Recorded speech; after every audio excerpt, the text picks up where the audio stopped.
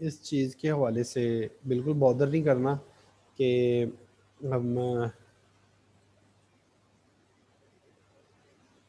बिस्मिल्लाहिर्रहमानिर्रहीम। आज का जो हमारा लेक्चर है वो बेसिकली है फ्लूइड। आज का जो हमारा लेक्चर है वो बेसिकली है फ्लूइड फ्लो प्रोसेस में आज हम पढ़ेंगे सरफेस टेंशन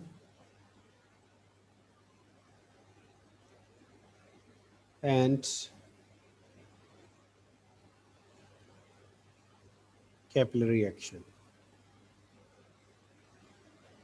ठीक है, तो what is surface tension? Surface tension mean tension generate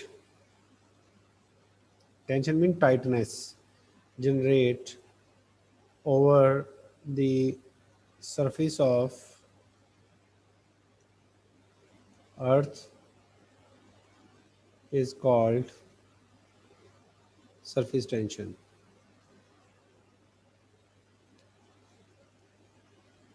ठीक है, वाटर की सरफेस के ऊपर एक लेयर डेवलप होती है और it's a natural phenomena. It's a natural phenomena.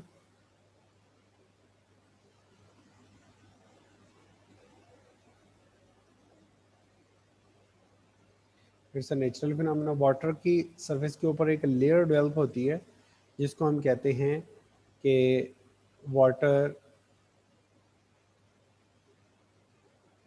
Water की सरफेस के ऊपर एक लेयर डेवलप होती है जिसको हम कहते हैं सरफेस टेंशन। आपने अक्सर देखा होगा कि अक्सर वाटर की सरफेस के ऊपर जो मॉस्किटोज वगैरह हैं वो स्विम करके जा रहे होते हैं, या कोई पत्ता वगैरह है वो वाटर की सरफेस के ऊपर। एक चीज़ होती है डिप करना, मतलब कोई चीज़ अगर डूबती नहीं है पानी के अंदर तो वो बियॉन्सी फोर्स की वजह से होती है, वो हम आगे पढ़ेंगे। लेकिन एक चीज़ होती है वाटर की सरफेस के ऊपर रहना। जस्ट लाइक अगर आप एक मॉस्किटो या मच्छर को देखोगे ना, वो आपको नजर आएगा कि वो पानी के अंदर डूबा नहीं हुआ बल्कि पानी की सरफेस के ऊपर बैठा हुआ है। ठीक है, वो जो ऊपर सरफेस एक बनती है ना, जो मॉस्किटो को अपने अंदर नहीं जाने देती, ठीक है, वो जो लेयर होती है that layer is called surface tension. अब वो बनती क्यों है? वो इस वजह से बनती है, मसलन जैसे वो जो आपका बारिश का वाटर है, वो जैसे ही ऊपर से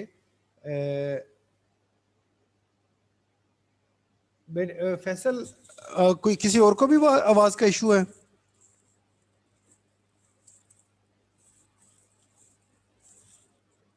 किसी और को आवाज का इशू है?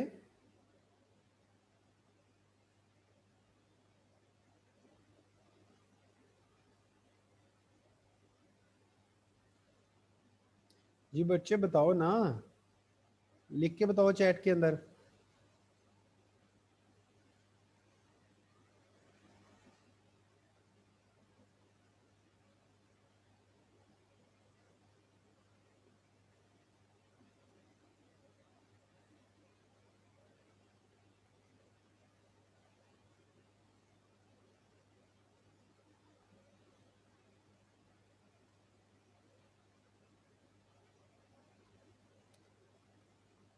ओके, ठीक है। अच्छा ऐसे है, मेरी बात सुने, अभी मैं इसकी रिकॉर्डिंग आप लोगों के साथ शेयर कर लूँगा।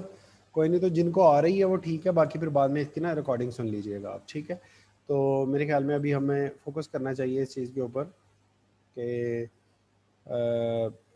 जो है वो, ताकि टाइम हमारा बचे। अच्छा, अब जिनको सही आ रही है वो बस सुनते जाएं।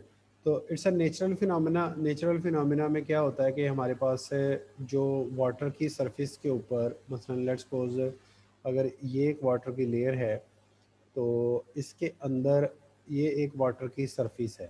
किसकी है? सरफेस। तो इसके अंदर लेट्स सपोज मैं एक ड्रॉपलेट लेता हूँ वाटर का।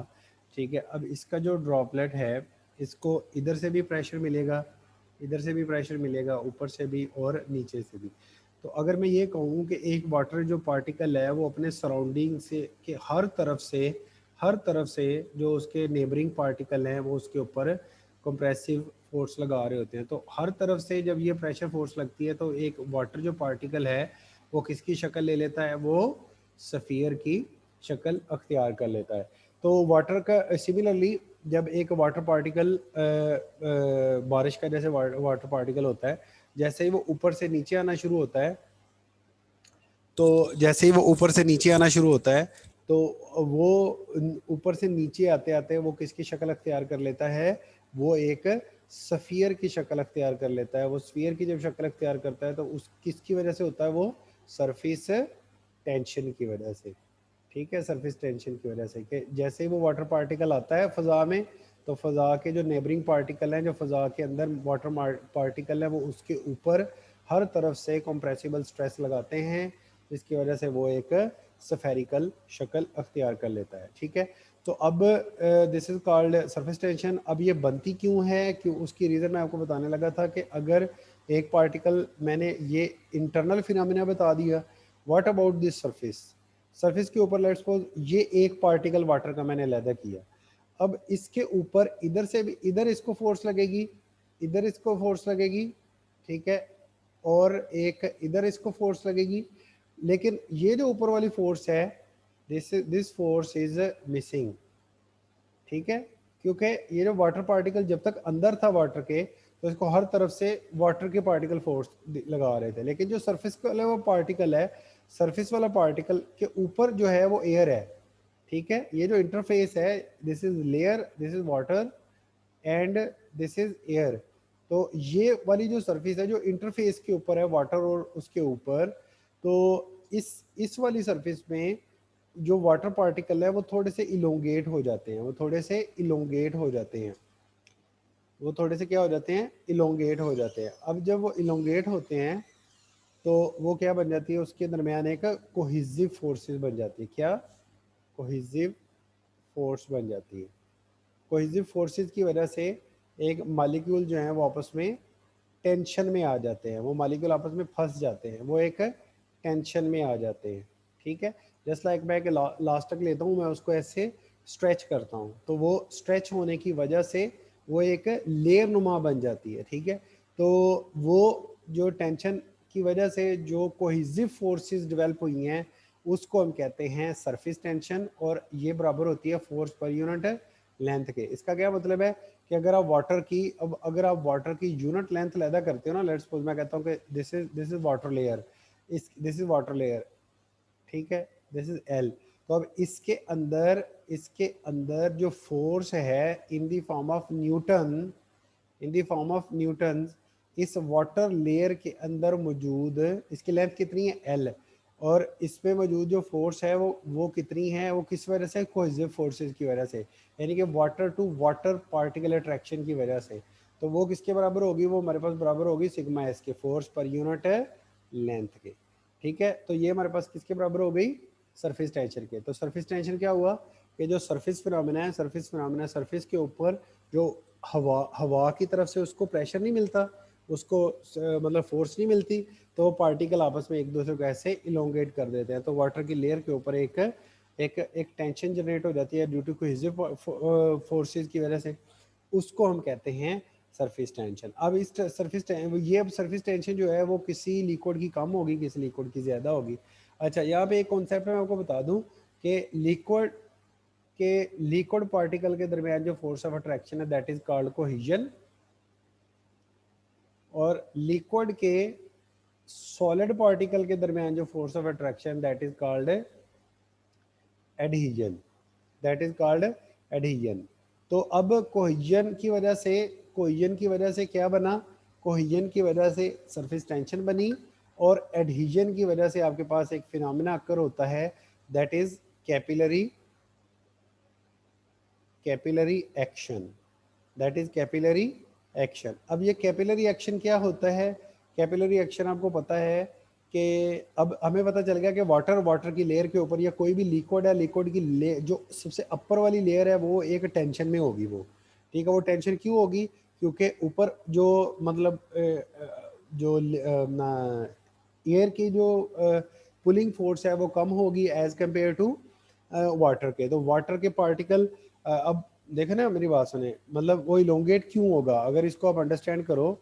तो अगर ये एक पार्टिकल है, इसको इधर भी एक फोर्स खींच रही है, इधर भी खींच रही है, इधर भी खींच रही है, लेकिन ये वाली मिसिंग है, तो ये कैसा होगा, ये थोड़ा सा लंबा हो जाएगा। अगर ये ऊपर वाली भी इसको खींच रही होती तो फिर इसने बैलेंस होना था और इसने सफेरिकल शेप में ही रहना था।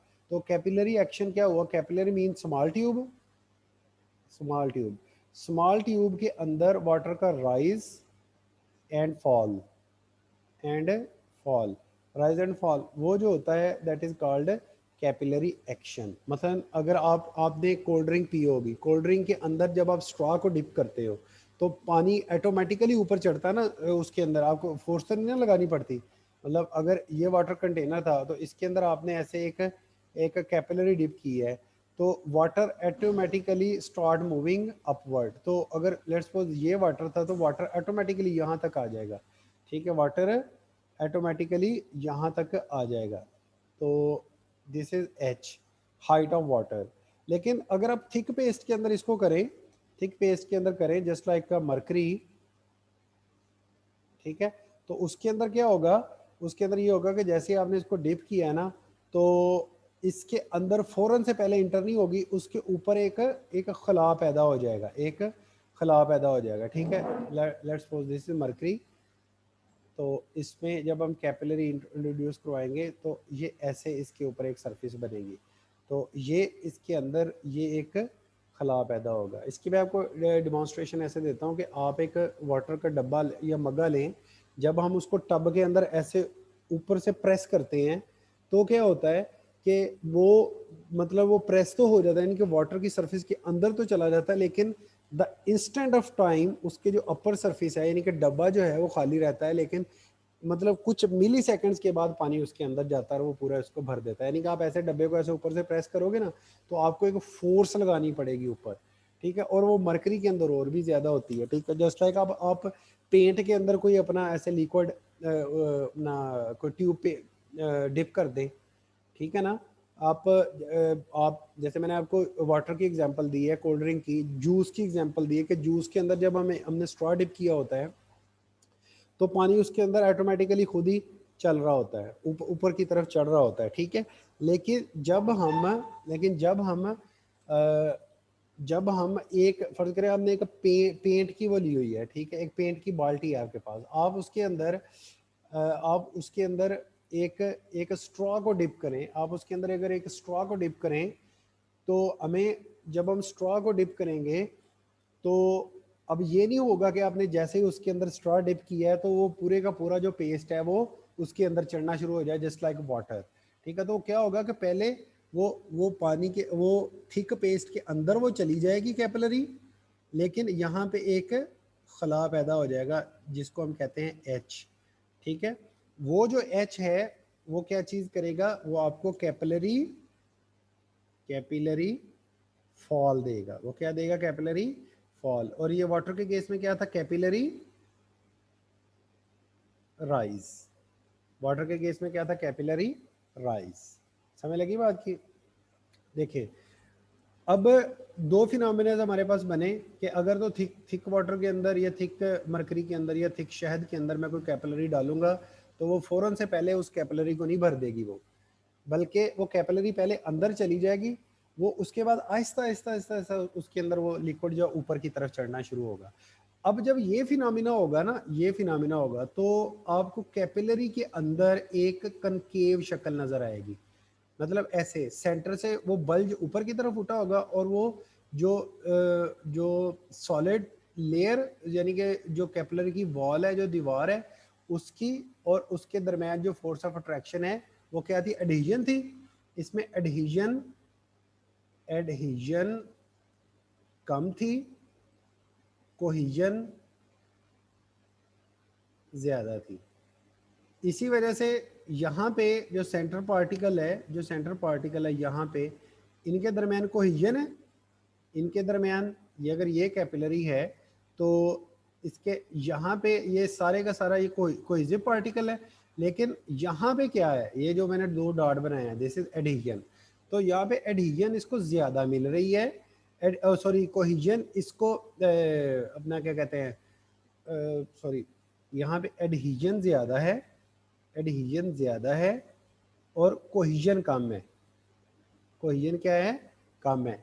ये यहाँ पे इसको रेजिस्टेंस ज़्यादा मिल रही है, इस वजह से यहाँ से पानी नीचे है और सेंटर से पानी बल्जनुमा ऊपर चला जाता है। ठीक है, जस्ट लाइक अगर आप इस बुक के अंदर देख पाएँ तो, अगर आप बुक के अंदर देख पाओ तो ये देखें इधर, ये वाली, ये अगर आप इसको ऑब्जर्व करें तो ये I am talking about this के अगर ये मतलब मरकरी मरकरी के अंदर हमने डाली है ना तो ये ऊपर खला पैदा हो जाएगा। ठीक है, और उसके ऊपर एक बल्ज कैसा बनेगा कि उसको वॉल्स के साथ रेजिस्टेंस ज़्यादा मिलेगी, इसलिए वॉल्स के साथ लिक्विड रह जाएगा नीचे, और सेंटर से उसको कोई फोर्सेस कम मिलेंगी, इसलिए वो मतलब जो है वो ऊपर की तरफ उठना शुरू हो गया। लेकिन वाटर में इसके बरअक्स होगा, वाटर में जैसे ही आपने डिप किया वाटर ऊपर की तरफ जाना शुरू हो गया। ठीक है, तो अब उसके ऊपर एक कन्वेक्स शेप बनती है, क्या बनती है, एक कन्वेक्स शेप। ठीक है, अब हम इस कन्वेक्स शेप को एनालाइज करते हैं कि अगर लेट्स सपोज ये मेरी एक कैपिलरी थी, इसके ऊपर ये वाटर लेयर थी और वाटर लेयर के ऊपर वाली जो सरफेस थी उसके ऊपर ये एक कन्वेक्स शेप बनी है वाटर के केस में। तो अगर मैं इस, ये जो लेयर है ये सरफेस टेंशन थी। ठीक है, इसके ऊपर अगर मैं एक एक टेंजेंट ड्रॉ करूं तो ये जो सरफेस इस वर्टिकल सरफेस के साथ जो एंगल बना रही है दैट इज अल्फा। कैपिलरी की वर्टिकल सरफेस के साथ जो अपर सरफेस ऑफ वाटर जो कि किस वजह से बनी है, दिस इज जो किस वजह से बनी है, दिस इज कैपिलरी एक्शन की वजह से, सॉरी सरफेस टेंशन की वजह से। तो अब इस सरफेस टेंशन के दो कंपोनेंट्स हो गए हमारे पास, इस सरफेस फोर्स के दो कंपोनेंट्स हो गए। The first component is horizontal and the second is vertical. This is sigma S surface tension की फोर्स, जो हमने टेंजेंट दिया हुआ है तो इसका ये component sigma S cos alpha और ये वाला सिग्मा एस साइन अल्फा। ठीक है, अब ये वाली जो हाइट थी this is height of water, this is height of water. तो इस हाइट ऑफ वाटर में, ये जो हाइट ऑफ वाटर है इसमें जो वाटर का वेट है वो है mg। ये किधर एक्ट कर रहा है, अगर सरफेस फोर्स का वर्टिकल कंपोनेंट ऊपर की तरफ एक्ट कर रहा है तो वेट किधर एक्ट कर रहा है, नीचे की तरफ। तो दोनों इक्विलिब्रियम अगर हम इसके ऊपर लगाएंगे तो इक्विलिब्रियम कैसे बनेगा, इक्विलिब्रियम बनेगा W is equal to surface tension force, weight is a force ना, तो हमने दोनों को बैलेंस कर दिया, ये mg के बराबर आ गई और ये किसके बराबर आ गई, sigma S cos alpha into L के। क्योंकि हमारे पास किसके बराबर है, सिग्मा एस किसके बराबर है, फोर्स पर यूनिट लेंथ के था। तो सिग्मा एस का हमने कौन सा कंपोनेंट लेना है, कॉज अल्फा, क्योंकि वर्टिकल कंपोनेंट ये इसको बैलेंस करेगा। यहाँ पे वर्टिकल कंपोनेंट, ये वाला कंपोनेंट जो है जो ऊपर की तरफ एक्ट कर रहा है, ये किसको बैलेंस करेगा, जो डाउनवर्ड वेट फोर्स लग रही है। ठीक है, जो डाउनवर्ड वेट फोर्स लग रही है, अगर आप देखो तो ये जो ऊपर की तरफ सरफेस टेंशन फोर्स है, नीचे की तरफ लगने वाली वेट फोर्स को ये बैलेंस करेगी। ठीक है, तो अब इसको हम लगा लेते हैं यहाँ पे। तो मेरे पास मास किसके बराबर आ गया, मास आ गया रो वी के into ji is equal to sigma S cos alpha into L. तो अब हमारे पास कैपिलरी किस शक्ल की है, सिलेंड्रिकल शक्ल की, तो इसका वॉल्यूम किसके बराबर होगा, पाई आर स्क्वायर इंटू एच। ठीक है, तो एच कौन सा, जितना वो वाटर ऊपर चढ़ा हुआ है, जितना वो वाटर ऊपर चढ़ा हुआ है। तो यहाँ पे मैं इसको लिख देता हूँ rho pi D square by 4 into H, this is volume into ji is equal to sigma S cos alpha. हाँ जी, अब सर्कल, सर्कल में इसकी जो अपर सरफेस की लेंथ है वो किसके बराबर है, सर्कल की लेंथ होती है 2 पाई आर। ठीक है, 2 पाई आर, तो इसको मैं ऐसे पाई डी लिख सकता हूँ। तो ये 2r जो है वो इसमें कन्वर्ट हो गया पाई डी में। ठीक है, तो अब हमारे पास क्या बन गया, rho pi D square H G divided by 4 is equal to sigma S pi D cos alpha. ठीक है, तो पाई से पाई कट गया, डी से डी कट गया, तो हमारे पास फाइनल रिलेशन क्या बना, फाइनल रिलेशन बना H is equal to 4 sigma S cos alpha divided by rho G into D. तो रो जी हमारे पास किसके बराबर होता है? रो जी हमारे पास बराबर होता है, रो जी हमारे पास बराबर होता है H is equal to 4 cos alpha sigma S divided by specific weight into D. Rho G हमारे पास किसके बराबर होता है? Specific weight. आपको याद होना चाहिए specific weight weight per unit volume था, तो वेट किसके बराबर होता है? M G. और वॉल्यूम तो मास पर यूनिट वॉल्यूम हो गया डेंसिटी, तो स्पेसिफिक वेट किसके बराबर आ गया? रो जी के। ठीक है, तो ये हमारे पास इसके बराबर आ गया। अब ये एच क्या है? ये एच वो फार्मूला है जो कि फाइनल रिलेशन आया 4 sigma cos alpha divided by omega D. ये वो रिलेशन है जो हमें बताएगा कि आया कि एच आपका पॉजिटिव गया है या एच आपका नेगेटिव गया है, यानी कि ऊपर खला बना है या वो पानी उसके साथ साथ चढ़ गया। अगर आपका एच आ जाए पॉजिटिव तो वो क्या होगा? Capillary capillary rise. और अगर वो एच नेगेटिव आए तो क्या होगा? Capillary fall. ठीक है, क्या बनेगा? Capillary fall. तो चले इसको अब बुक से हम देखते हैं। तो ये मैंने आपको यहाँ से हमने स्टार्ट लिया इसका सरफेस टेंशन ऑफ वाटर, ये मैंने बता दिया कोहेसिव फोर्सेस की वजह से होता है। और वाटर के अंदर जो एडहेसिव फोर्स है वो ज़्यादा है। एडहेसिव मतलब wall of this capillary and water particle, ये ज़्यादा है, इसलिए ये ऊपर की तरफ उठा हुआ है और कोहेसिव कम है तो ये नीचे है। यहाँ पे कोहेसिव ज़्यादा है मरकरी के केस में और एडहेसिव कम है, तो इसलिए this is a natural phenomena. ठीक है, अब इसके ऊपर अगर हम कैपिलरी एक्शन को स्टडी करेंगे तो ये अल्फा मैंने बता दिया, तो इसका जो फाइनल रिलेशन है ये मैंने H is equal to 4 sigma cos alpha और ओमेगा डी, ये मैंने प्रूव करके आपको दिखा दिया। चले इसका एक न्यूमेरिकल सॉल्व करते हैं। कहता जी calculate the capillary effect in millimetre in glass tube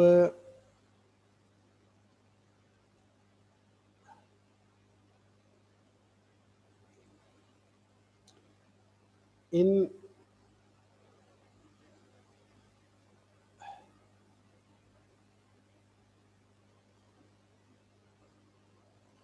ठीक है, in glass tube of 4 millimetre diameter. अब कैपिलरी इफेक्ट है, कैपिलरी इफेक्ट में हमने क्या मेजर करना है?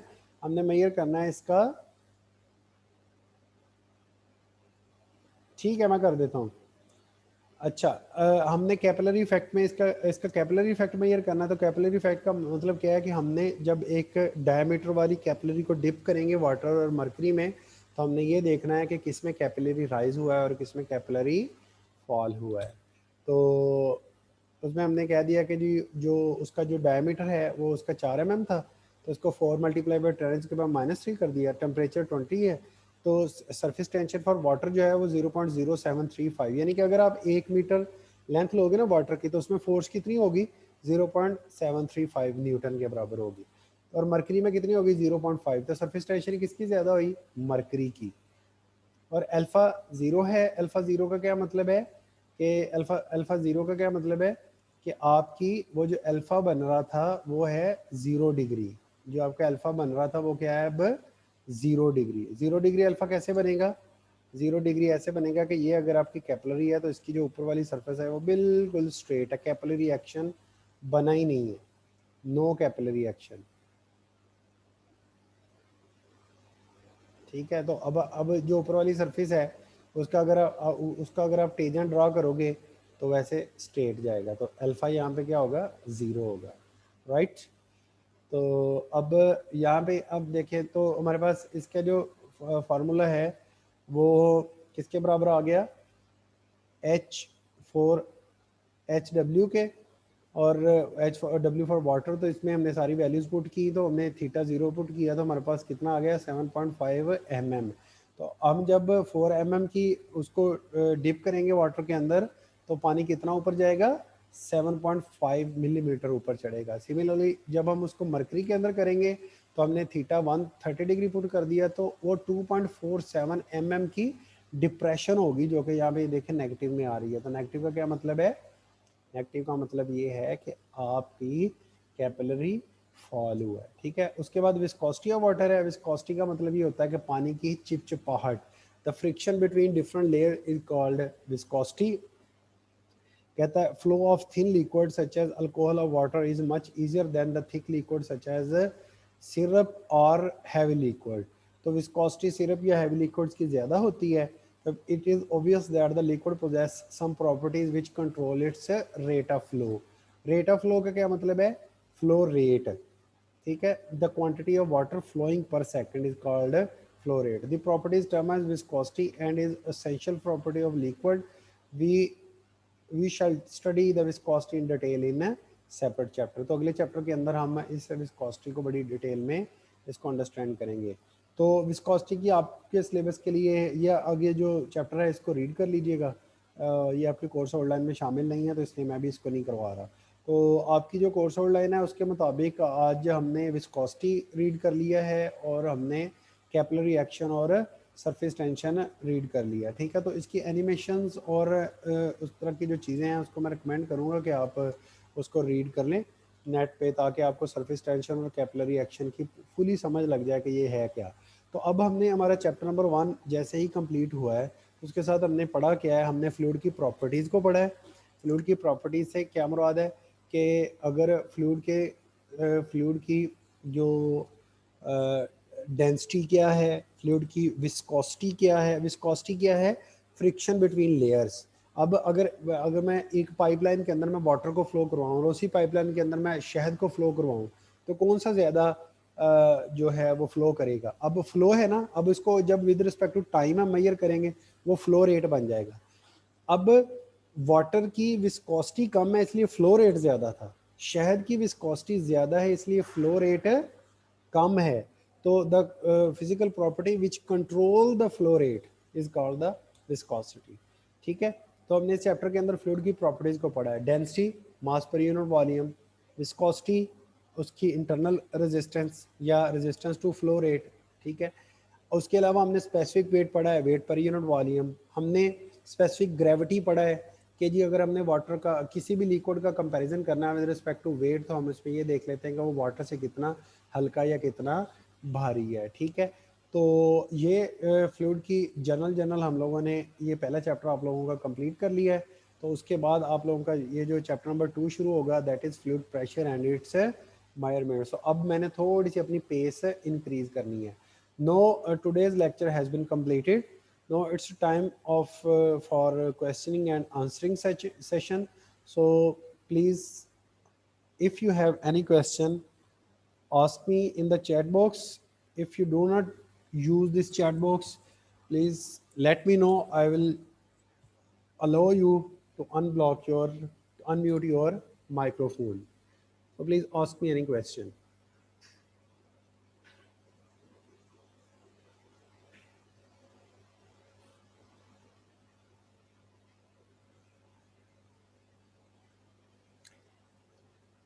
जी बेटा, किसी का वो क्वेश्चन है तो वो पूछ ले मुझसे।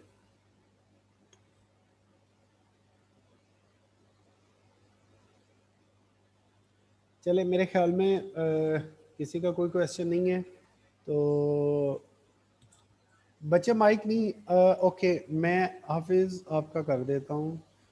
हाफिज शराज, हाँ जी अब करो। जी सर जी अस्सलाम वालेकुम। वालेकुम सलाम जी शराज। ये विस्कोसिटी दोबारा बता दें, वो यानी कि लेयर्स के दरमियान जो होती है यानी कि डिफरेंट फ्रिक्शन जो होती है एग्जैक्टली डिफरेंट लेयर। मैंने आपको बताया ना कि अगर फर्ज करो एक पाइपलाइन है उसमें आप शहद को फ्लो करवाओ, ठीक है, और एक पाइपलाइन है उसमें वाटर को फ्लो करवाओ, तो दोनों में से किसकी जो स्पीड है जो फ्लो रेट है वो किसका ज्यादा होगा? पानी का होगा सर, क्योंकि पानी का। उसकी विस्कोसिटी जी इसकी विस्कोसिटी कम है। अब वो लेयर्स के दरमियान जो रेजिस्टेंस है ना जिसको हम चिपचिपाहट कहते हैं, जो डेंसिटी होती है ना वो होती है उसका भारीपन, और जो विस्कोसिटी होती है ना वो चिपचिपाहटपन होती है। जिसकी जितना कोई मतलब स्टिकी होगा, चिपकने वाला होगा, उसकी विस्कोसिटी उतनी ही ज्यादा होती है। समझ लगी बात की? जी जी सर। जी बेटा, और किसी का कोई क्वेश्चन इधर बेटा लिख के करो।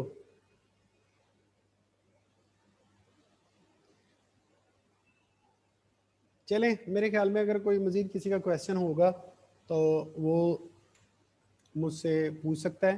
ठीक है, अब मैं 1 बाय 1 आप लोगों को अनम्यूट करने के लिए कहूँगा, तो साथ साथ अटेंडेंस लगवानी है आपने। ठीक है, मैं जिसका नाम बोलूँगा वो अपना माइक अनम्यूट करे। हाँ जी, अब्दुल बासित, रोल नंबर 5, अपना माइक अनम्यूट करो। Yes sir. ठीक है बच्चे, यस सर। समझ लगी है बच्चे आर्टिकल की? Yes sir. चलें ठीक है, आज आपकी अटेंडेंस होगी, आप प्रेजेंट हो। ठीक है, थैंक यू सर। अल्लाह हाफिज़। अल्लाह हाफिज़ सर।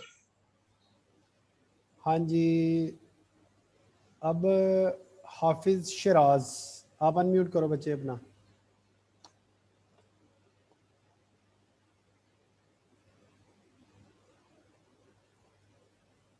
हाफिज़ शराज अनम्यूट करो अपना बच्चे।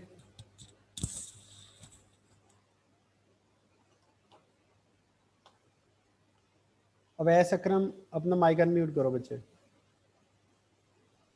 Yes sir. रोल नंबर 1 है आपका? Yes sir. ठीक है बेटा, आप भी प्रेजेंट हो।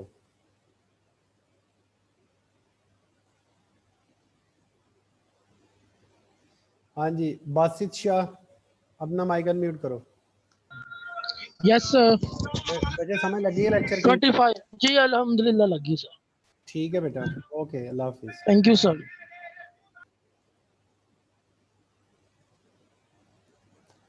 ठीक है, हाफिज़ शराज रह गया, आगे हम्माद अवैस, अपना माइक अनम्यूट करो बच्चे। जी सर। जी बेटा, रोल नंबर? 10। बच्चे कोई कन्फ्यूजन आज के लेक्चर में? No sir. चलें ठीक है, थैंक यू। हारिस, अपना माइक अनम्यूट करो बच्चे। Yes sir. Roll number? 23 sir. ठीक है बच्चे।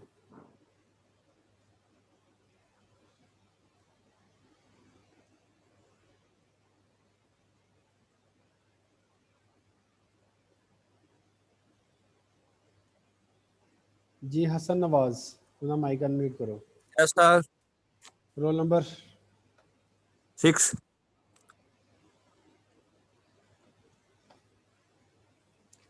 ठीक है बच्चे। मोहम्मद साद मसूद, अपना माइक अनम्यूट करो। Yes sir. Roll number? 2 sir. ठीक है।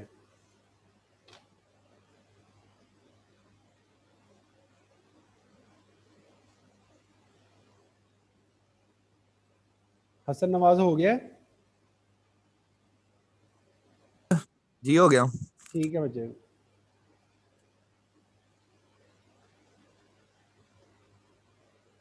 मुदस्सर अहमद, अपना माइक अनम्यूट करो। Yes sir. Roll number? 22।